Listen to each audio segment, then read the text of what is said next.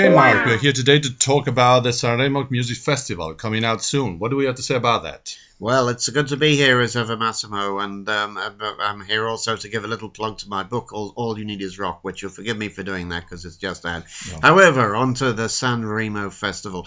It's one of those extraordinary ones that's been growing. If people don't recognise it immediately, then you should, because it's the inspiration for the Eurovision Song Contest, and it's from the Italian version of that we managed to go pan-European.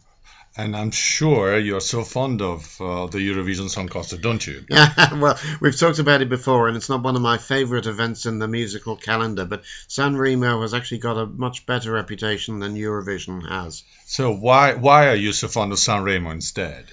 Well, it started a long time ago, right back in the 50s, and originally was just on Italian radio, grew to Rai television, and then more. The reason why is it started off as something that was originally doing just jazz. Then as it grew, it managed to involve so many famous artists, putting the names on of Dusty Springfield, Zucchero, Bocelli, Laura Pausini, you name it, they've all had a role, and it's helped them to become stars. So let's start to go down memory lane. Which is one of your favorite songs ever that you picked up from the Sanremo Festival? Well, you know, one of the most famous is definitely Volare, which we should talk about. It's one that's now been covered by so many people down the years, having started off in the original. You'll know more about the original than me. I think it was a Grammy one, wasn't it? Yeah, it was Domenico Modugno who did it. And then I think in the United States it was Dean Martin. Dean Martin, and then many others. It's been covered by the likes of David Bowie even, and Cliff Richard, dare I say it. And it's been around. It's Barry White even. Everyone's done it. Wow, I mean, that's so many. Yeah. Who else? What is next? The next of your favorite? Well, we'll probably jump forward to maybe 1962, and there's Quando, of course. Oh, Quando. I'm sure it's easy to recognize that one, isn't it? Yeah. And you'll remind me of the original artist, because again, I'm struggling to think. That's Tony Raines. Of course it is, yes, yeah. Of course. And that has been covered, I can more easily say, by the likes of Pat Boone and all sorts of crooners in England. We had Engelbert Humperdinck, and more recently, of course, there was Fergie, did it 2009. For 9. Well, I like this slow version that Nelly Furtado with Michael Bublé, and it was a different vibe. But it slowed it down, and while I'm not the greatest fan of Michael Bublé, then Nelly did a really good job on that, and that's a wonderful version of it. Yeah. All right. Okay. What's the next one? Well, I think we'd have to go to one which you'd think of as Pino Donaggio? Pino Donaggio. Donaggio, yeah, okay. I beg your pardon. And of course, the reason why I don't know this so easily in Italian, and people will forgive me, is that it's much better known for the English version. It was originally heard by Dusty Springfield, who was in the audience when that was being done. She got it translated. You Don't Have to Say You Love Me was a hit in the UK at #1. Oh, that was so romantic. I mean, you must be a romantic. Yes. Come on, Mark. That's hard. And of course, Elvis did an extremely good version of that in his later years too. Oh, you don't have to say you love me. Yes, okay.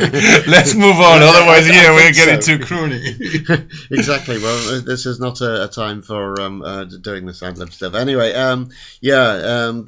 one more, of course. I've got a challenge for you. How about this one? It sold 35 million copies. It became a sensation in South America. It was written. It was launched in the Sanremo Festival. It's called Maledetta Primavera. How about that one? Well, actually, I can answer that because I know that was Yumi in Mexico, and 35 million copies just in Mexico alone, and it went on to be a hit in all sorts of other places like Costa Rica and that sort of stuff. It was done originally the 31st festival, I believe, but springtime. But it wasn't covered in English, right? No. How come? No. What do you think? Why some of these songs, apart from the one we quoted before, did not make it into the UK?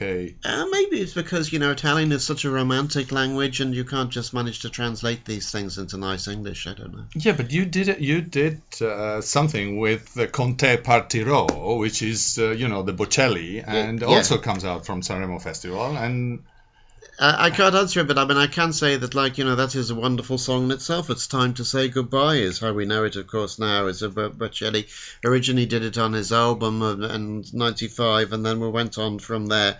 Again, that's been covered by so many people down the years. It's just amazing. Bocelli himself did it with Sarah Brightman as a duet. And then I think he did it in Spanish as well. But, I mean, as you said, Time to Say Goodbye, I think we should wrap it up. Do you think there's going to be any sort of need for these kind of festivals, or is it something that it should be just related to the Sanremo? We have it there. Well, let's keep it in that way. It's got a great need. It's how Italy chooses its Eurovision entries. It's grown a lot from where it was, but it's had cultural resonances. Even people might remember in The Talented Mr. Ripley, where the Sanremo plays a little part in the plot, but actually quite a big part in the plot too.